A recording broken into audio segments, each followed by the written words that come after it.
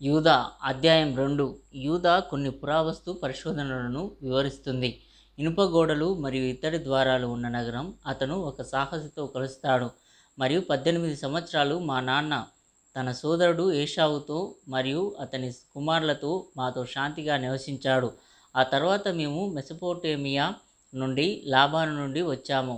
మరియు 18 సంవత్సరాలు పూర్తి అయినప్పుడు నా జీవితంలో 40వ సంవత్సరంలో నా తండ్రి సోదరుడైన ఏషావు బలమైన మరియు బలమైన ప్రజలతో మా పైకి వచ్చాడు. యాకోబు ఏషావును కొట్టాడు ఒక బాణం, మరియు అతను శేయీరు పర్వతం మీద గాయపడ్డాడు. మరియు అతను వెళ్ళేటప్పుడు అతను అనోనీరామ్ వద్ద మరణించాడు. మేము ఏషావు కుమారులను వెంబడించాం.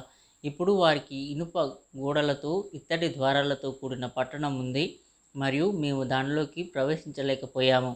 మరియు మేము చుట్టూ దండయాత్ర చేసి దానిని ముట్టడించాము. 20 రోజులలో వారు మాకు తెరవకపోవడంతో నేను అందరి దృష్టికి ఒక నిచ్చెన వేసి నా తలపై నా డాలు వేసుకుని 3 టాలెంట్ల బరువున్న రాళ్ల దాడిని భరించి పైకి వెళ్ళాను. మరియు నేను వారి బలవంతులలో 4 చంపాను. మరియు రూబేను మరియు గాదు మరో 6 చంపారు. అప్పుడు వారు మా నుండి శాంతి షరతులు అడిగారు మరియు మా నాన్నగారితో సలహా తీసుకొని మేము వాటిని ఉపనదులుగా స్వీకరించాము.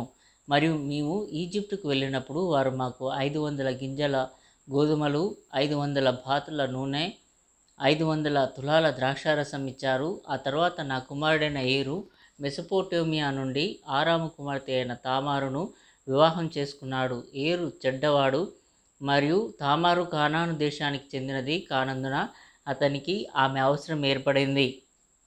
3వ రాత్రి యెహోవా దూత అతన్ని కొట్టాడు మరియు అతను తన తల్లి ద్వారా పిల్లలను కనడానికి ఇష్టపడలేదు. కాబట్టి అతను తన తల్లి యొక్క దుష్ట కుటిలతను బట్టి ఆమెను ఎరగలేదు. పెండ్లి విందు రోజుల్లో నేను ఆమెను ఓనాను ఇచ్చి పెళ్లి చేశాను. మరియు అతను ఆమెతో 1 సంవత్సరం గడిపినప్పటికీ దుష్టత్వంలో కూడా ఆమెను తెలుసుకోలేదు. మరియు నేను అతనిని బెదిరించినప్పుడు అతను ఆమె యొద్దకు వెళ్ళాడు. కానీ అతను తన తల్లి ఆజ్ఞ ప్రకారం భూమిపై విత్తనాన్ని చిందించాడు మరియు అతను కూడా దుర్మార్గంగా చనిపోయాడు. మరియు నేను షేలాను ఆమెకు ఇవ్వాలనుకున్నాను, కానీ అతని తల్లి దానిని అనుమతించలేదు, ఎందుకంటే ఆమె తనలాగే కానాను కుమార్తెలు కాదు గనక తామారు మీద కీడు చేసింది. మరియు కానానీయుల జాతి చెడ్డదని నాకు తెలుసు, కానీ యవ్వనం యొక్క ప్రేరణ నా మనస్సును అంధుడిని చేసింది. ఆమె ద్రాక్షారసం పోయడం చూసి ద్రాక్షారసం మత్తులో నేను మోసపోయాను మరియు మా నాన్న సలహా ఇవ్వకపోయినా ఆమెను పట్టుకున్నాను. నేను దూరంగా ఉన్నప్పుడు ఆమె వెళ్ళి కానాను నుండి షేలాకు ఒక భార్యను తీసుకుంది. మరియు ఆమె ఏమి చేసిందో నాకు తెలిసి నా ఆత్మ యొక్క వేదనతో నేను ఆమెను శపించాను.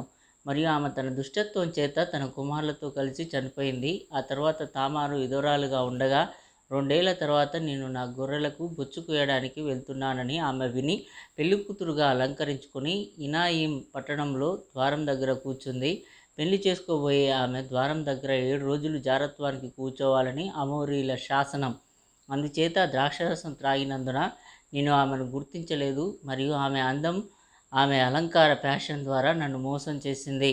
మరియు నేను ఆమె వైపుకు తిరిగి నన్ను నీ దగ్గరకు వెళ్ళనివ్వు అని చెప్పాను. మరియు ఆమె, నువ్వు నాకు ఏమి ఇస్తావు? మరియు నేను ఆమెకు నా కర్రను, నా నడికట్టును, నా రాజ్యపు డమ్మీని తాకట్టుగా ఇచ్చాను. మరియు నేను ఆమె వద్దకు వెళ్ళాను. ఆమె గర్భం దాల్చింది. మరియు నేనేం చేశానో తెలియక ఆమెను చంపాలని అనుకున్నాను, కానీ ఆమె రహస్యంగా నా ప్రతిజ్ఞలను పంపింది మరియు నన్ను అవమానపరిచింది. నేను ఆమెను పిలిచినప్పుడు, నేను క్షీణించినప్పుడు మాట్లాడిన రహస్య మాటలు కూడా విన్నాను.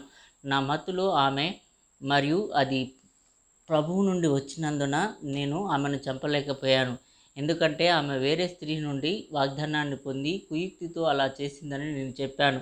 అయితే నేను ఇశ్రాయేలీయులందరిలో ఈ హేయమైన పని చేశాను గనుక నేను జీవించి ఉండగా ఆమె దగ్గరికి మరలా రాలేదు. అంతేకాదు ఆమె వేరే ఊరి నుండి వచ్చి ద్వారంలో కాసేపు కూర్చుండిపోయింది గనక ద్వారంలో వేశ్య లేదని నగరంలో ఉన్నవారు చెప్పారు. మరియు నేను ఆమె వద్దకు వెళ్ళినట్లు ఎవరికీ తెలియదని నేను అనుకున్నాను. ఆ తర్వాత కరువు కారణంగా మేము ఈజిప్టులోని యోసేపు దగ్గరకు వచ్చాము. మరియు నాకు 46 సంవత్సరాలు 73 సంవత్సరాలు నేను ఈజిప్టులో నివసించాను.